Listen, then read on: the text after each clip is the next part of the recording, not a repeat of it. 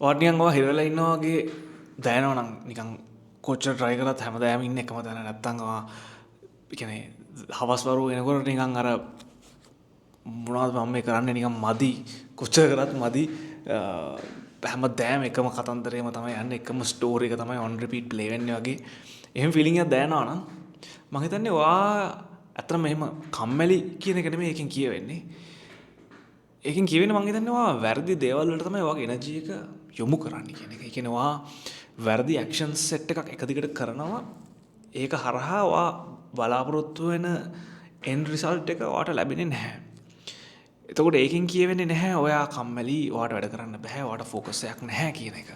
සමහර අයට එහෙම වෙන්න පුළුවන්. ඒත් මම කියන්නේ ඔයා කියන්නේ අර කන්සිස්ටන්ට්ලි එක දිගට වැඩක් කරගෙන එන කෙනෙක් නම් එහෙම කරලත් ඔයාට අර රිසල්ට් එකක් නැහැ වගේ දැනෙනවා නම් බොහෝ දුරට ඔයා ફોකස් කරන දේවල් වල අඩුපාඩුවක් තියෙනවා වෙන්න පුළුවන්. හැබැයි ඒකෙත් දෙපැත්තක් තියෙනවා. මොකද හැම දෙයක්ම ඩේටානේ. ඒ කියන්නේ හැම දෙයක් කරාම අපිට යම්කිසි දත්ත ගන්න පුළුවන්. අපේ ග්‍රහණයට ගන්න පුළුවන්.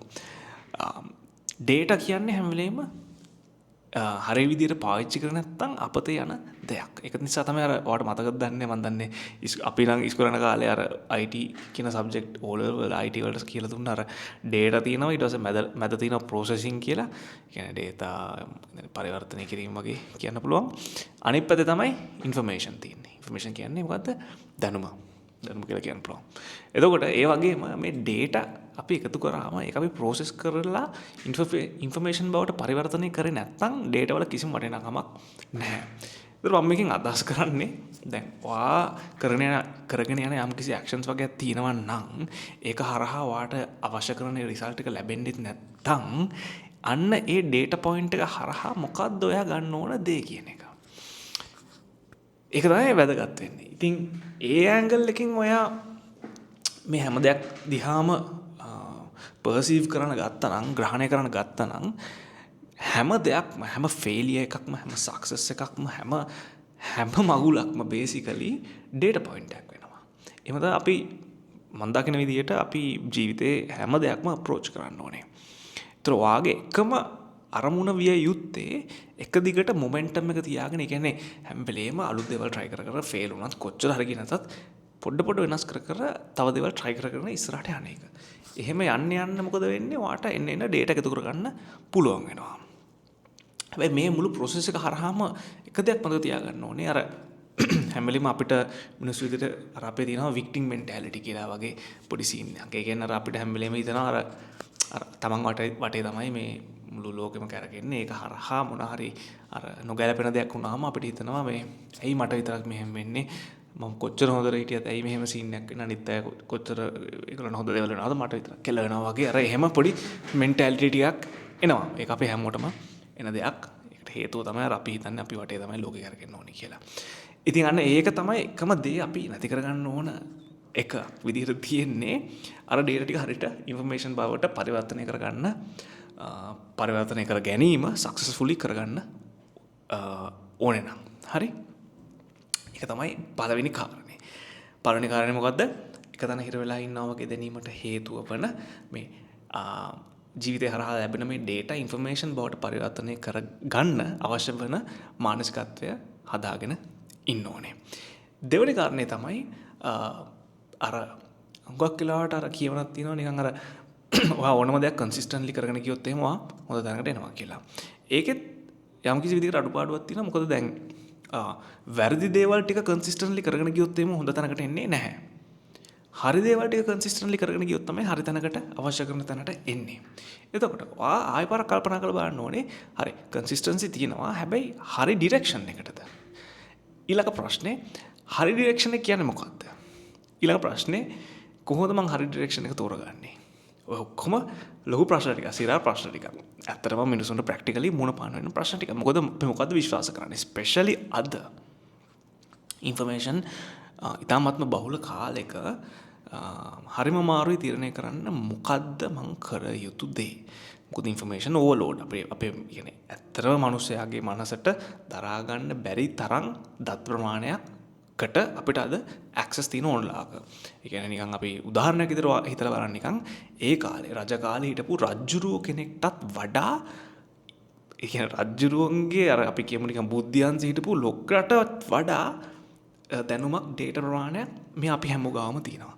ඉතින් එච්චර ඩේටා ප්‍රමාණයක් මිනිසුන් වන අපිට අපේ මේ මොලේට හැන්ඩල් කරන්න ප්‍රොසෙස් කරන්න ස්පෙෂලි බෑ. එතකොට තමයි අර ඒ ප්‍රොසෙස් කරන්න බැරි නිසා ඕවර්ලෝඩ් වෙනවා. ඉන්පුට් වැඩි අවුට්පුට් කරන්න බෑ, ප්‍රොසෙස් වෙන්න බෑ එච්චර ඩේටා ප්‍රමාණයක්. එතකොට ඕවර්වෙල්ම් වෙනවා. අපේ සිස්ටම් එකට දරා ගන්න බැරි වෙනවා. ඒක හරහා තමයි අර මේ අපිට හුඟක් වෙලාට නිකන් අර ඇන්සයිටි වගේ දේවල් දැනෙන්නේ අර මොන මගුලක්ද මේ එපා වෙලා වගේ අර එහෙම දැනෙන්නේ. ඒකට හේතුව මං හිතන විදියට. කියාගෙන ආවේ ඒක නෙමෙයි කියාගෙන ආවේ බේසිකලි අර හරි දැන් ඩේටා වැඩි නිසා තමයි අපිට අර කන්සිස්ටන්ට්ලි හරි දේවල් ටික කරගන්න බැරි මානසිකත්වයක් එන්නේ. ඒකට විසඳුමක් විදියට තමයි අර පළවෙනි හේතුව මම කිව්වේ. ඒක තමයි අර කරන කියන හැම දෙයක්ම හරහාම ඩේටා එකතු කරගෙන ඒක ප්‍රොසෙස් කරන්න අවශ්‍ය වෙන මානසිකත්වය හදා ගැනීම හරහා අපි කන්සිස්ටන්ට්ලි කරන දේවල් හරහා දැන් ඩේටා නෙන්නේ. බේසිකලි එන ඩේටා අපි ප්‍රොසෙස් කිරීම හරහා අපිට තීරණය කරන්න පුළුවන් මම මේ කරගෙන යන දේවල් ටික පොඩ වෙනස් කරගන්න හරි පැත්තට. මොකද අපි එක දෙයක් try out කරනවා ඒක හරි ගියේ නෑ අපිට අවශ්‍ය කරන result එක හම්බුනේ නැත්තම් ඒ දේ යම් කිසි දෙයක් අපි එකකින් ඉගෙනගෙන තව දෙයක් වෙනස් කරනවා. පොඩි දෙයක් වෙනස් කරනවා. ඊට පස්සෙත් ආයි පාරක් ඒ process එක දිගට දුවනකොට ආයි පාරක් data ටිකක් අපි ගාවට එනවා. ඒ data ටික හරහාත් අපි තව පොඩ්ඩක් process එක වෙනස් කරගන්නවා. එක පාට මුළු process එක වෙනස් කරන්නේ නැහැ. එතකොට අපිට data ටික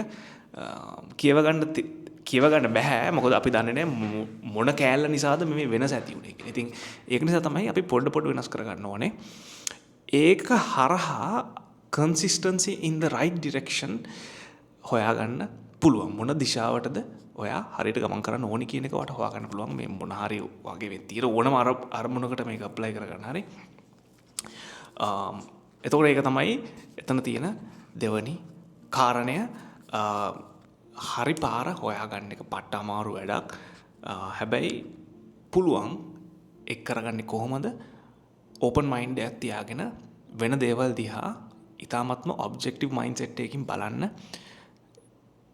එහෙම ඕපන් මයින්ඩ් එක තියාගෙන ඉන්න එක හරහා මොකද්ද වෙන්නේ? ඒක හරහා වෙන්නේ ඔයගේ මේ මනස තුල කනෙක්ෂන්ස් හදන්න පටන් ගන්නවා. ඔයගේ මනස තුල අලුතෙන් නියුරල් පාත්වේස් අන්ලොක් වෙනවා. මොකද ඔයා හැම වෙලේම අර ඕපන් මයින්ඩ් එකකින් තමයි ෆේලියර් දිහා, සක්සස් දිහා හැම දෙයක්ම දිහා බලන්නේ විවෘත මනසකින්. එතකොට ඔයගේ මනස අලුත් විදිවලට දේවල් يعني ඉන්ටර්ප්‍රිට් කරන්න පටන් ගන්නවා. දේවල් වලට يعني මීනින් එකක් දෙන්න පටන් ගන්නවා. දේවල් ග්‍රහණය කරගන්න පටන් ගන්නවා. ඒක හරහා තමයි වෙනස්ම විදියකට ඔයාට ලෝකෙ දිහා බලන්න පුළුවන් වෙන්නේ. ඒක තමයි දෙවෙනි කාරණය. තුන්වෙනි කාරණය තමයි අපි අද කාලේ මාර විදියට ලකි. මොකද අපිට ඉලෝන් මස්කින් කරන්න පුළුවන්. මහත්මා ගාන්ධිගෙන් ඉගෙන ගන්න පුළුවන්. ඕනම කෙනෙක්ගෙන් ඉගෙන ගන්න පුළුවන් වගේ හැකියාව තියෙනවා AI නිසා. අපිට කල්පනා කරලා බලන්න ඔයා මාසයකට සාමාන්‍යයෙන් කීයක් විතර වේදම් කරනවද ඇතිද ගිහිල්ලා එළියෙන් කොත්තු කන්න හරි ෆ්‍රයිඩ් රයිස් එකක් කන්න හරි. හුඟක් වෙලාවට රුපියල් 1000ක් 2000ක්වත් මාසෙකට ඔයා වේදම් කරනවා ඇති. මම දැක්කම ඊයේ පෙරේද ChatGPT එකේ paid plan එකේ ඒගොල්ලන් මේ අපේ region එකට $5 a month plan එකක් තියෙනවා. රුපියල් 1500යි නේ. ඉතින් ওই plan එක මම නම් කියන්නේ මේක බලන හැමෝම අනිවාර්යයෙන්ම ගන්න ඕනේ. ඒක අර නිකන් අයියෝ වේදමක් වගේ නෙමෙයි. ඒක දිහා බලන්න ඕනේ ඔයා මේ අවස්ථාවේ මේ කාලේ අද කාලේ වඩ කරන්න පුළුවන් වටිනාම ඉන්වෙස්ට්මන්ට් එක. ඒක හිතා ගන්න. ඒක ඒ විදිය තමයි කියලා හිතලා ඒක කරන්න. මම මොකද්ද දැන් එතන කිව්වේ මේ ChatGPT එකයි අර මහත්මා ගාන්ධි අතර තියෙන සම්බන්ධය. ඒක මම තව පොඩ්ඩකින් කියන්නම්. අද අපිට අවශ්‍ය කරන ඉගෙන ගන්න අවශ්‍ය කරන ඕනම දෙයක් ඕනම කෙනෙක්ගෙන් ඉගෙන ගන්න පුළුවන් හැකියාව තියෙනවා.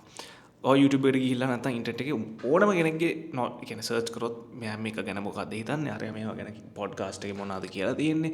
මෙයාගේ YouTube channel එකේ මොනවද තියෙන්නේ? මෙයාගේ ආටිකල්ස් මොනවද? අරගේ Facebook එකේ මොනවද? Twitter එකේ මොනවද? LinkedIn මේ හැම platform එකම මේ හැම මනුස්සයම content එලියට දානවා. ඒතර ඔයාට අවශ්‍ය කරන goal ඒ කියන්නේ ඔයාගේ goal එක achieve කරපු මිනිස්සු අනන්තවත් අද ඉතාමත්ම يعني විනිවිදව ඕපන් එකේ එළියේ ඉන්නවා. ඔයාලා ගිහිල්ලා ඒගොල්ලන් කොහොමද ඔයා ඔයාගේ ගෝල්ස්ම අචීව් කරපු අය හරියට මම මේ කියන්නේ නිකන් සල්ලි දීප පළිට මේ හැම එකම කියන්නේ වහන්න කියලා නෙමෙයි. එහෙම සීන් නැහැ නේ. හරියට සල්ලි වලින් මේක අදාළ කරන්න එපා සල්ලි. දැන් ඔයාගේ ගෝල් එක මොන හරි නිකන් අපි කියමු නිකන් මොන හරි ඔන්ලයින් බිස්නස් එකක් කරලා සල්ලි හම්බ කරන්න නම් ඔන්ලයින් බිස්නස් එකක් කරලා සල්ලි හම්බ කරපු මිනිස්සෙක් බව හොයා ගන්න ඕනේ. මොකද එයානේ ඔයාගේ පාත් එකට ළඟින් ඉන්නේ නැත්තම් ඔයාට ඕනේ අපි කියමු නිකන් ඔයාට ඕනේ ෆිට්නස් කරලා මොන හරි චැම්පියන්ෂිප් එකට ගිහිල්ලා වේට් ලිෆ්ටිං කරලා ගෝල්ඩ් මෙඩල් එකක් ගන්න කියලා. අන්න ඒ පාත් එකෙම ගිය මිනිස්සයව හොයා ගන්න මෙන්ටර් කෙනෙක් විදිහට තෝරගන්න. මේ මිනිස්සයව ස්ටඩි කරන්න. හරි? දැන් මම කියන්නම් ChatGPT කොහොමද මේකට සම්බන්ධ වෙන්නේ කියලා. ඔයා ගිහිල්ලා මේ මිනිස්සයා ගේ ඉන්ටර්වියුස් උයි, එයාගේ වීඩියෝස් උයි, එයා ලිපු ආටිකල්ස් උයි, මේව කන්ටෙන්ට් තියෙනවානේ. මේ ඔක්කොම අරගෙන ChatGPT ගිහිල්ලා කස්ටම් GPT එකක් හදන්න පුළුවන්. මම මේ හැම එකම ස්ටෙප් බයි ස්ටෙප් කියන්නේ නැහැ. ඔයා හොයලා බලලා හොයාගන්න කස්ටම් GPT එකක් හදන්න පුළුවන්. ඔයාට ගිහිල්ලා මේ මිනිස්සයාගේ තියෙන ඔක්කොම knowledge එක ටෙක්ස්ට් ෆෝම් එකෙන් හරි ChatGPT එකට වීඩියෝස් බලන්න බෑ. යාට පුළුවන් අකුරු කියවන්න විතරයි. ඔයා කල්පනා කරලා බලන්න කොහොමද මේක අකුරු ටෙක්ස්ට් ෆෝමැට් එකට කන්වර්ට් කරන්න කියලා පුළුවන්. මම පුළුවන් කියලා විතරක් කියන්නම්. ඊට ටික හොයාගන්න. ඔක්කොම ටික ටෙක්ස්ට් ෆෝමැට් එකකට කන්වර්ට් කරලා කස්ටම් GPT එකට knowledge base එකක් විදියට අප්ලෝඩ් කරලා ඕකේ තව ගොඩක් ඇඩ්වාන්ස් දේවල් තියෙනවා. මම බේසික් තැන ඔයාලට කියන්නේ ඊට ටික අහලගෙන යන්න. අප්ලෝඩ් කරලා ඔයාලට පුළුවන් අපි කියමු මහත්මා ගාන්ධි GPT කියලා එකක් හදන්න. ඊට පස්සේ මහත්මා ගාන්ධි GPT එකට ගිහිල්ලා ඔයාලට පුළුවන් ප්‍රශ්න අහන්න. මහත්මා ගාන්ධි ඔබතුමා මොකද්ද මෙන්න මේ මම මේ යන්න හදන ගමන ගැන හිතන්නේ කියලා අහන්න. ඒතර මහත්මා ගාන්ධි ගේ යම්කිසි කියන්නේ එයාගේ යම්කිසි හිතන පතන විදියක් AI එක හරහා ඉගෙනගෙන එයා උත්තරයක් දෙනවා. අරයා දෙන උත්තරයට යම්කිසි විදියකට ළඟින් යන විදියකට. ඉතින් මේක මාරම ගේම් චේන්ජර් එකක්. මම දන්නේ මේ ඒ කියන්නේ මේක කොච්චර සිරා දෙයක්ද කියලා ඔයාට තේරලා තියෙනවද නැත්නම් තේරුණාද මේ අවස්ථාවේ කියලා මම දන්නේ නැහැ. ඒත් මම මේ කියන්නේ මම consistently almost every day නැත්තම් almost නෙමෙයි මම හිතන්නේ හැම දවසකම වගේ පාවිච්චි කරන ෆීචර් එකක්. හැම දෙයකටම වගේ. කියන්නේ එක එක ප්‍රශ්න වලට මම ඉක්මනින් විසඳුම් හොයාගන්න සහ අලුතෙන් දේවල් ඩිස්කවර් කරගන්න අලුතෙන් processes කියන්නේ මම කියන්නේ මගේ බිස්නස් එකට අර මේ අදාළ බිස්නස් එකට විතරක් නෙමෙයි සමහර දේවල් වලට මගේ පර්සනල් ඇඩ්වයිස් ගන්න පවා මම එක කියන්නේ මම ස්ටඩි කරන එක මිනිසුන්ගේ එහෙම knowledge bases හදලා ප්‍රශ්න අහනවා. ඉතින් දැන් ඕක තුන්වෙනි කාරණේ විදිහට මම කිව්වේ මොකද මම මුලදීම කිව්වනේ අද ලෝකෙ අපි ගොඩක් වාසනාවන්තයි. මොකද අපිට මේ ඕන මිනිස්සෙක්ගේ මේ knowledge එකට access තියෙනවා. එතකොට දැන් මේ AI එක ආවට පස්සේ ඒ knowledge එක access කරන්න පුළුවන් efficiency එක මිලියන ගුණයකින් ඇඩ්වාන්ස්ඩ් වෙලා තියෙනවා. ඒ කියන්නේ අපිට අර අවුරුදු 5කට කලින්ට වඩා පට්ට ෆාස්ට් පුළුවන් මේ මිනිසුන්ගෙන් අපි හොයන ප්‍රශ්නට උත්තරේ හොයාගන්න. ඉතින් මේක චීට් කෝඩ් එකක්. ලිටරලි මේක චීට් කෝඩ් එකක්. තව අවුරුදු 5 මම දන්නේ 5ක් ඒද කියලා. කොහොම හරි. තව ටික කාලෙකින් මේක හැමෝම කරන දෙයක් බවට පත් වෙනවා. ඉතින් ඔයාට දැන් ඕනනම් මේ තියෙන ඇඩ්වාන්ටේජ් එකෙන් මේ තියෙන ગેප් එකෙන් මේ මෙතන මේ පොඩි හිඩසන්නේ තියෙන හැමෝම මේ කරන්නේ නැති එක හිඩසන්නේ. ඒ ગેප් එකෙන් ප්‍රයෝජනයක් අරගෙන මේක වගේ ඇඩ්වාන්ටේජ් එකක් බවට පරිවර්තනය කරගන්න. අදම ඇක්ෂන් එකක් ගන්න. $5යි මම කිව්වේ අරකට යන්නේ ChatGPT එකට එක් කරගන්න හැම data point එකක්ම information බවට පරිවර්තනය කරගන්න. පර්සනල් ගන්න එපා වෙන දේවල් ෆේලියර් කියන එක ඕනම පාත් එක තියෙන ඉතාමත්ම වැදගත් data point එකක්. ඒක හරි විදිහට බාර ගන්න. consistency විතරක් මදි. හරි direction එකකුත් තියෙන්න ඕනේ. consistency on the right things. ඉතින් ඒක වා discover කරගන්න කොහොමද මේ data points කියවීම හරහා. තුන්වෙනි එක ඔයාලට achieve කරන්න ඕන දේවල් achieve කරපු මිනිස්සු හොයාගෙන ඒගොල්ලන්ගෙන් ගොම් ප්‍රශ්න තියෙන ගොම් ප්‍රශ්න ටික ඔක්කොම අහලා ඒවලට උත්තර හොයාගෙන ඒක හරහා ඉදිරියට යන්න ජය වේවා.